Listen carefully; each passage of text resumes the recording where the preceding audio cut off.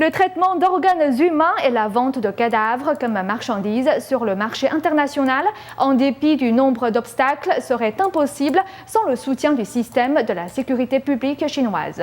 L'interprétation juridique de la disposition 348 de l'application du Code de procédure pénale de la Cour suprême du régime chinois fournit des moyens pratiques et apparemment légitimes pour le prélèvement des organes humains et le traitement du corps. Voici un entretien avec un ancien avocat chinois qui pense que la Cour suprême n'a tout simplement pas le rôle de légiférer en Chine.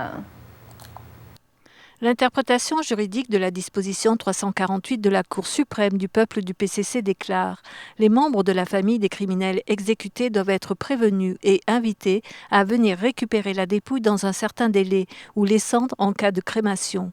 Si la dépouille n'est pas récupérée dans les délais, la Cour du peuple en avertira le département concerné.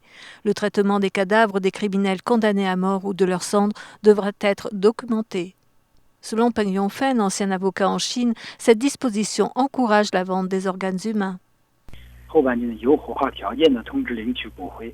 Regardez cette phrase, récupérer la dépouille dans un certain délai ou les cendres en cas de crémation.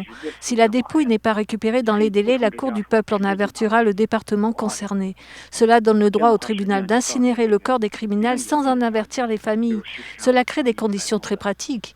En réalité, c'est exactement ce qu'ils ont fait, récolter les organes avant la crémation. Peng Yongfen fait également remarquer que cette prétendue loi est vraiment discutable parce que la Cour suprême n'est pas qualifiée pour légiférer. D'après la Constitution et le droit législatif, seul le Congrès national du peuple et le comité permanent du Congrès national du peuple ont le droit de légiférer.